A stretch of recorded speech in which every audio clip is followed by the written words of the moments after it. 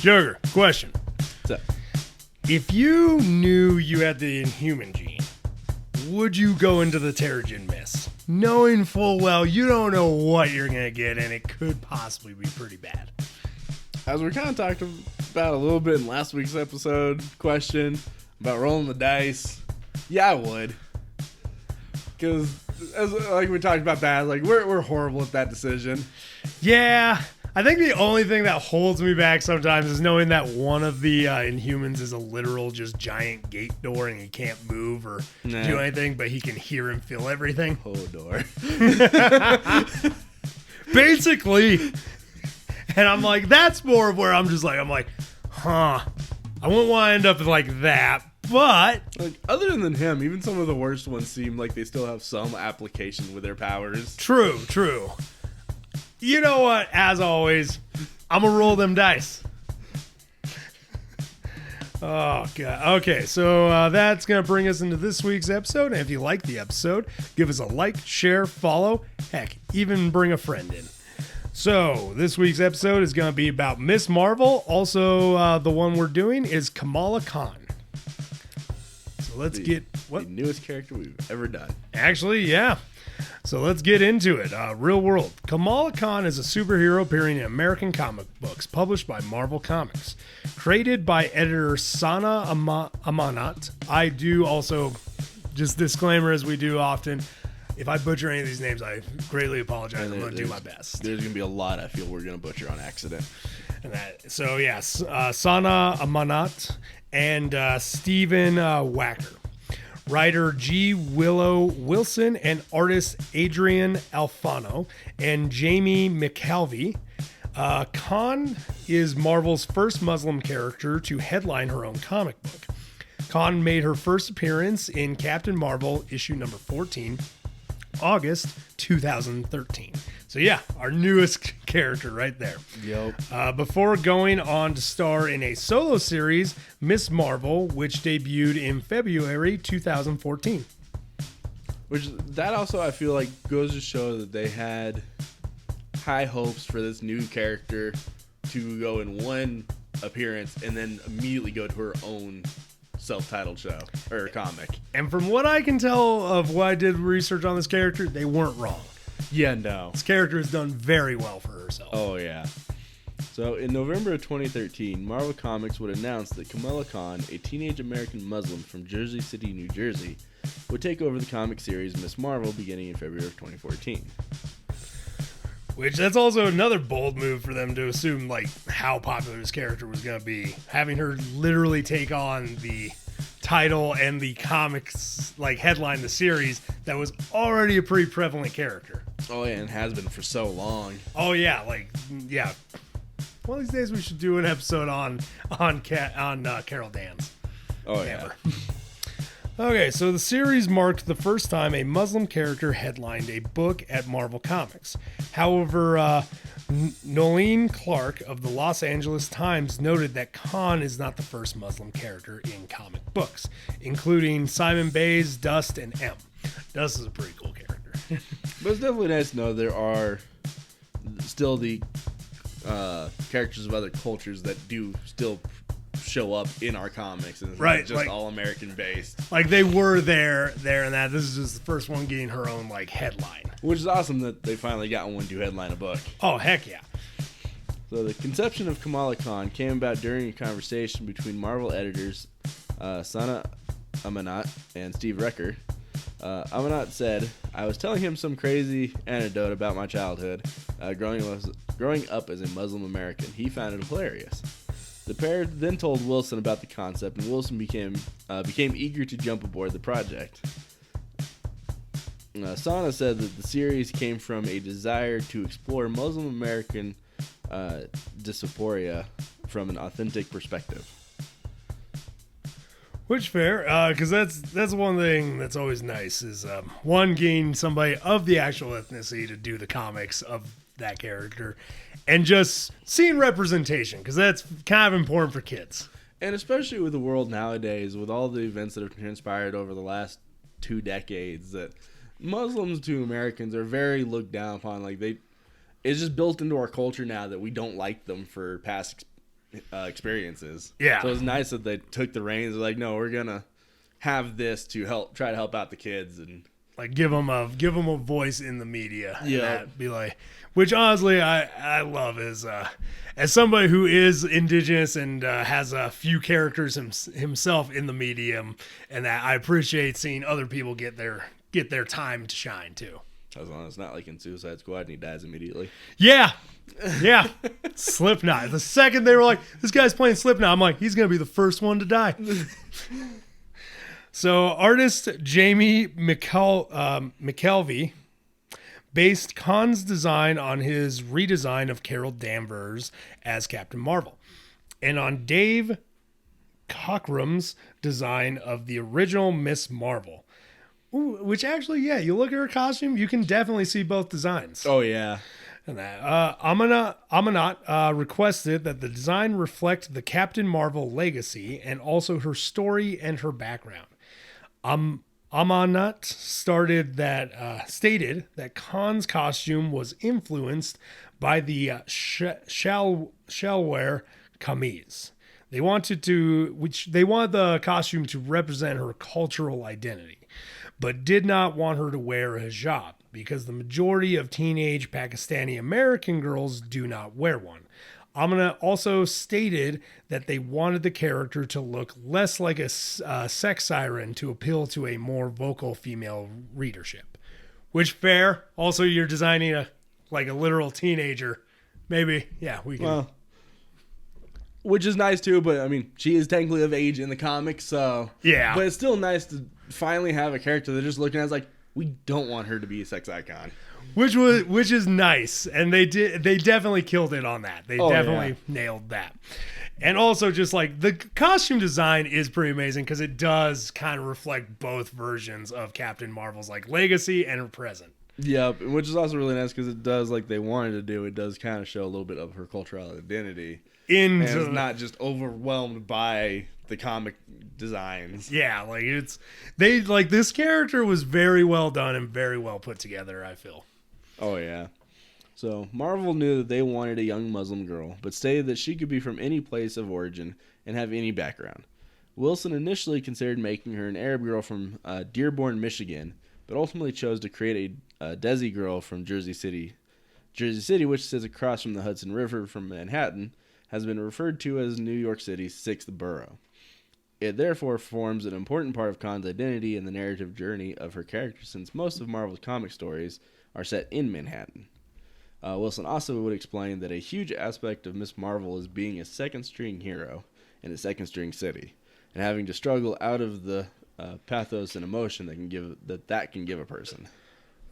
Which that does set up solid story arcs that you can do in the future.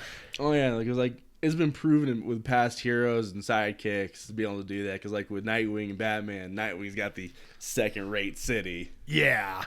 But he becomes so prevalent in his own story, and it works out great for her so far. Oh, amazingly. Well, because I think she's even been on the Avengers a few times.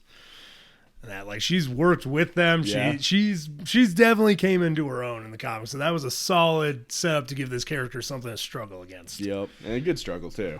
Exactly.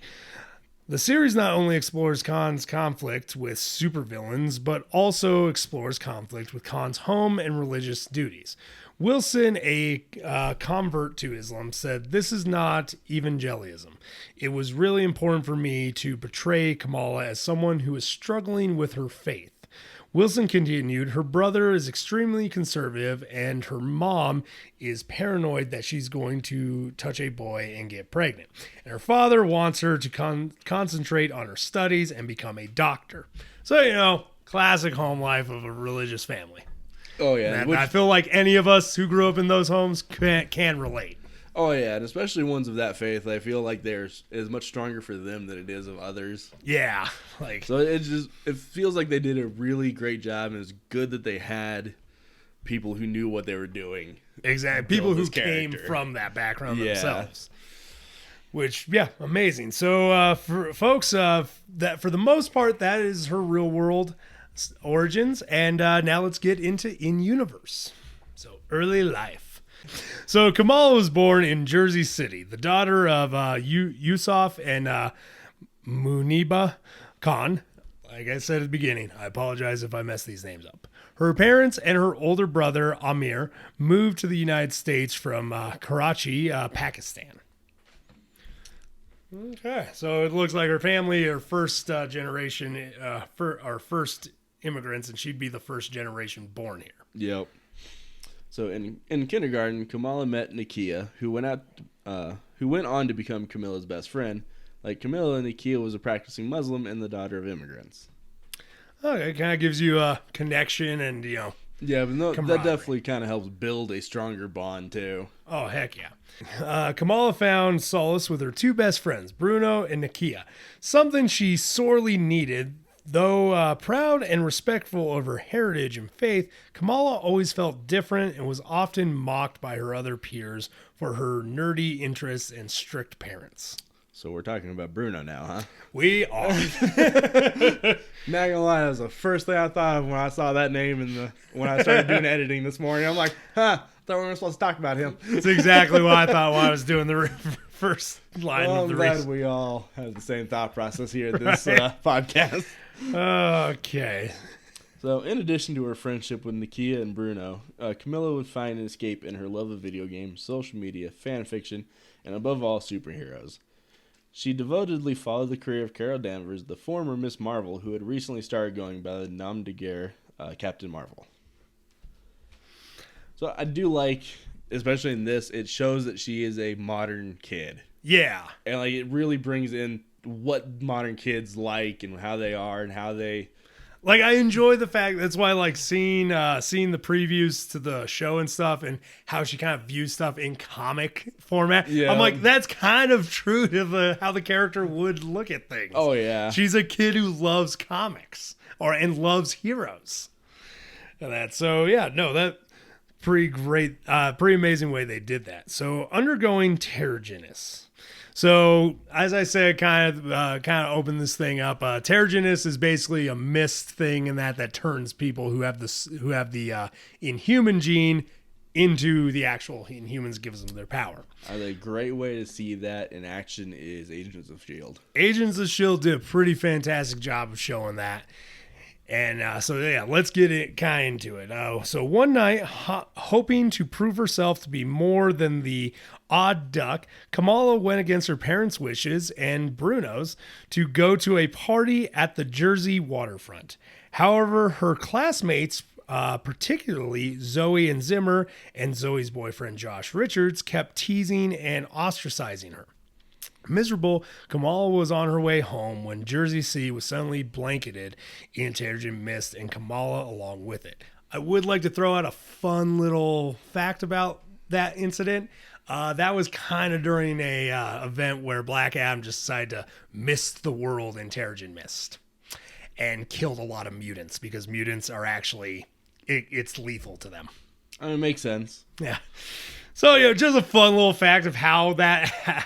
How that random Terrigen... Which is nice, because they don't really bring up how the Terrigen mist appeared. Only reason I know that is because I know that storyline, because that's when Black Adam was like going to war with mankind or some Makes sense. Yes. So, unconscious in her Terrigen cocoon, Camilla saw an unusual vision of three of her favorite superheroes, Captain America, Iron Man, and of course, Captain Marvel. The heroes scolded the girl for her disobedience and asked her what she wanted in life.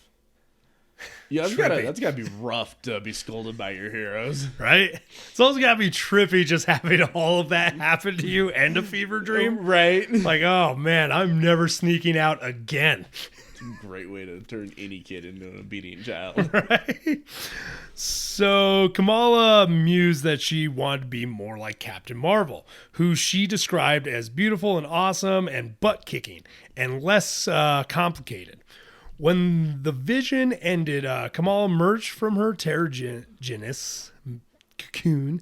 She was shocked to find that she had literally been transformed into a young Carol Danvers in her Miss Marvel costume. Which, yeah, I'm sure that would freak anybody out. Oh, yeah, definitely. At that point, it's one of those like, wait, am I still tripping? Right. So, taken aback, Kamala struggled to gain control of her new powers. After giving herself some time to calm down, Camilla discovered that she was now a polymorph and could change her body into virtually anything.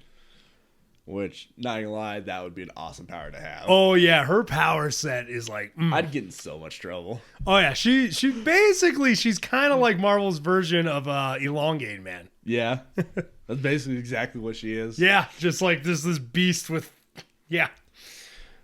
Okay, so as she ran through the neighborhood, she eventually found herself back at the waterfront, where she saw a drunk Josh Richardson cause Zoe Zimmer to fall into the river. Instinctively, Kamala changed into Miss Marvel and rescued Zoe by enlarging her arm to pull Zoe to safety. So that's one of her big things that she mostly does, is just enlarge her arms and fists and stuff. Yep. But arguably, it's probably one of the most effective things to just do in any situation. Oh, definitely. Big hand, punch good. Yeah, pretty much. As simple as that is, that's all it needed to be. Right? So, needless to say, the residents of Jersey City and local media were fairly surprised by such a sight, and Camilla fled the scene. Upon returning home, Camilla realized that there was more to being like Carol Danvers than just looking like her. I mean, that's always the case with these young wannabe heroines. Yep. Finding out that with great power comes a lot of horror. I thought you were about to give yourself a death wish. Don't worry. I am an uncle. Okay, so don't ever say that phrase. Don't ever say that near your nephews or nieces. Okay, so as horrible as Zoe had treated her, she was glad and proud that she had rescued her. She wanted to continue that, but it seemed unlikely that would happen, as she was promptly grounded by her parents, who had learned from Bruno that she had stolen away to the party without their permission. Way to snitch, Bruno. Right. That's why we don't talk about you. So, becoming Miss Marvel. Later, after her punishment ended, and while Bruno was working at the neighborhood convenience store, Circle Q, Camilla went to visit him. There, she encountered an armed robbery in progress, and abandoning her desire to reconcile with her friend over the circumstances of her grounding, Camilla jumped into action in an attempt to stop the burglar, but would be shot in the process. That escalated quickly. Yes, it did. But luckily, Camilla discovered that she had a second power. She could heal from her injury by simply shifting back to her true form, outing herself to her friend in the process. I mean, that's an interesting way for your healing process to work. If I remember correctly, it's a little more complicated than that. She technically, I think, doesn't have to. It's just the quickest way to make her body shift. Which makes sense. Because I think she can technically focus on the healing, but it also takes a lot of energy just for the healing. Yeah, that makes sense. So Bruno explained that the thief he had just faced was his younger brother Vic, who had gotten involved with a mysterious person called the Inventor, and was forced to break the law for him. You know, like every young teenage in America. You know, just hearing this, I'm like, somebody brushed up on their Ninja Turtle movies. That's exactly what I thought, too. Like, oh, it's the Foot Clan. Exactly. Okay, concerned, the two friends traced Vic to a seemingly abandoned house in Greenville. Kamala put together a makeshift superhero costume out of her swimsuit and a domino mask as she went to Vic's rescue. She soon realized that she was not alone, as the house filled with the Inventor's other teenage minions. Oh my god, this is completely the Foot Clan. Led by a boy named Doyle. Why is the bully gotta be named Doyle? That's a very overused one, I want to say. I want to just apologize to anybody named Doyle, but I get it. I get why you probably haven't talked to your parents in a while. Right. So, Doyle has a small army worth of mechanical spiders. All I can think of is a Doyle rules. Oh my god, that's where I was trying to place it. Same. Kept popping in my, I'm like, Doyle, why does that sound like something from a movie I've seen? Because it is. Kind of. Okay, cool. So, Camilla's initial rescue attempt would fail as she was overpowered by Doyle and his robot spiders. Doyle rules. I can't say his name without laughing now. And on her arrival back home was met by her upset parents, of course. Her father would cheer her up by reminding her how much she meant to them, perfect as the way she was. You know, like parents would do. Of course. Every kid, I guess, needs to hear it. So Kamala took it to heart and spent the next day with Bruno developing her powers and making a costume. She later went back to successfully rescue Vic from Doyle, but earned the inventor's wrath for her actions. Kamala swore that she would protect Jersey City from him as Miss Marvel. The hero's born. That's one way to start it. Yeah, right. So the inventor. After a few more attacks from the inventor, Kamala went into the sewers to investigate strange noises, where she finally came face to face with the inventor. Yeah, so this section we kind of skip around a bit and just kind of have the general gist of what happens. But kind of cool what happens next. So, of course, the inventor brings up the sewer gators in New York. Yep. So she would later be saved from some genetically modified alligators by Wolverine, who also happened to be in the area looking for a lost student. The pair would defeat the inventor's gators. Which I think is kind of cool for you, like one of your first team ups, man. Right, like Wolverine. You can't have any more of an awesome first team up. Oh yeah, especially in the sewers, in the circumstances. Who do you want on your side in that? Perfect teammate. Oh yeah, like there's a lot of heroes I would love to fight side by side, but he would definitely be my hope for the first. Oh yeah, especially I'm like what better than a hero that you know is not going to go down easy too. Oh yeah.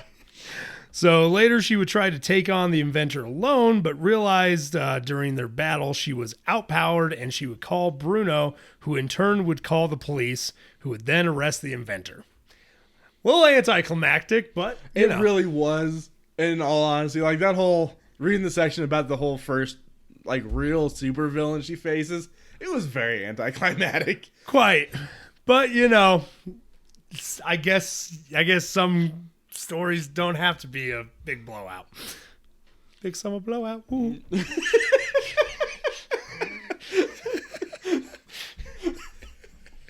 Sorry, it just popped into my head. Okay, so folks, that is the origins in universe of Miss Marvel or Kamala.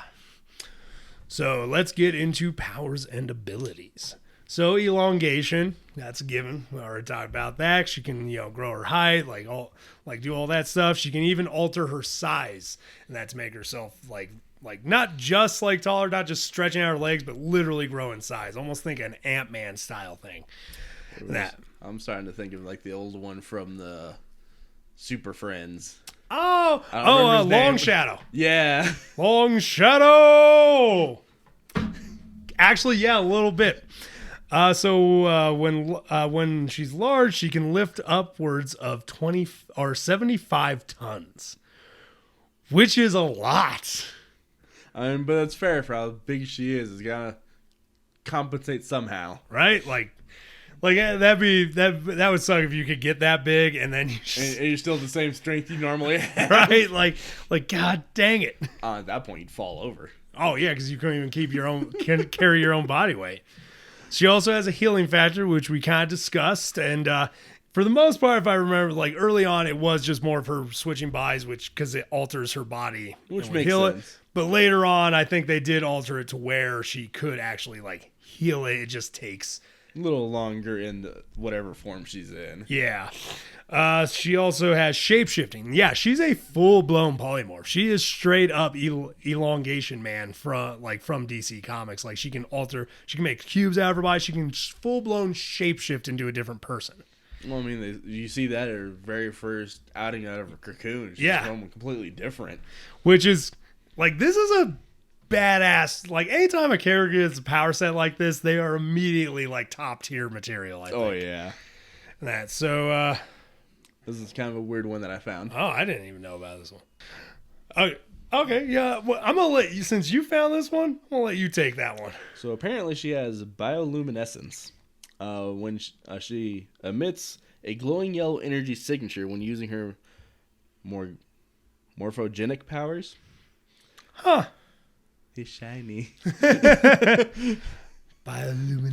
it's just a rock covered with bioluminescent algae. God, half this episode has just been referenced. Right? But also, I mean, cool. I mean, it feels like it's just a really weird add-on to her powers that didn't need to be there, but it is. I mean, useful, I guess, like considering where she lives and how often she would probably end up in the sewer to face villains. Probably not the worst. Else dark. Yeah, probably not the worst unnecessary power to have. But at the same time, too, like that could give you away so easily. Yeah, true. Like, that seems like it almost seems like more of a weakness than it should be under weakness instead of powers. Just because like that's detrimental to you trying to hide. Because when she's using her morphogenic, so yeah, it's not. That seems like it'd be tough to control. Yeah. Okay, well, let's get into weaknesses now. Speaking of electromagnetic pulses, Ms. Marvel's body is vulnerable to EMPs, which can weaken her elasticity. We don't know the science behind. I don't know enough about science to dispute that, or even know how that works. I have a feeling it has something to do with where it like makes it a little more rigid, and so it'd be harder for it to actually transform and be flexible. I could see that. Is what I imagine is what is happening with that. That'd be my best guess. I just feel like an EMP wouldn't really have enough of an like I said, I don't know enough about science to know how any of that works. Okay, so overexerted healing. Overuse of her healing factor temporarily weakens her elasticity powers, which that makes sense. Which that slightly came up in that story with her and the Inventor and eventually her calling Bruno. Yeah. Well, she was using it so much that she was starting to slow down on her healing. Makes sense. Well, I mean, yeah, you got to use material to fill in material. Like, yeah. Eventually, yeah, you start to lose how much elasticity you would be able to send to the rest of your body. Oh, yeah. Okay, well, that's it for powers, abilities, and weaknesses. So now into our other media. For as new as she is in a surprisingly large amount of stuff. Yeah, she is. So in TV, for animation, she appears in Avengers Assemble in 3rd and 4th season, Marvel Future Avengers 2017 anime series, and the 2nd season of the 2018 Spider-Man series, and in Spidey and His Amazing Friends. And in live action, she will appear in the upcoming Disney Plus series Ms. Marvel, which we have briefly talked about throughout the episode. In film, she appears in a 2018 animated film, Marvel Rising Secret Warriors, and is set to appear in the 2023 film, The Marvels. Huh. I remember the first one. I remember hearing about The Marvels, but beyond the name, it doesn't seem like there's much about it yet. Not really. They were basically tie-ins to the cartoon series, and not the Avengers. And they didn't really get as much press as they probably needed.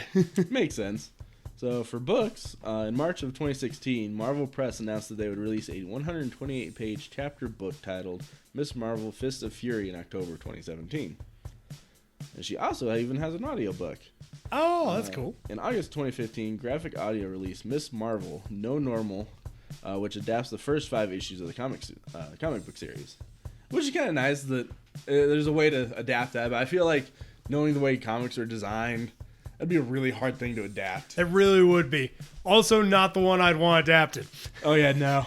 I want the book adapted because I'm dyslexic. I can read a comic. I feel like and I feel like also Ms. Marvel with her shape-shifting, that'd be a horrible character to try to adapt a comic series into. Yeah, because I feel like the visuals really are important for the comic. Yeah, especially for something like her. Like if it was Batman, that would be fine. Because he doesn't need anything special or big. It's a normal dude. But someone who can elongate themselves, change shape. Even glow now that we know that's a thing. Like, I just feel like that'd be a pain to adapt into an audiobook. I almost want to try to find the audiobook to see how that went. I'm curious now. now. Just not even me thinking it's going to be good, but I'm like now I'm curious. Yeah.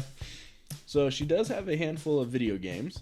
She appears as an unlockable character in Lego Marvel Superheroes, Lego Marvel Avengers. Yeah, turning into you over here. The MMORPG Marvel Heroes and Lego Marvel Superheroes 2.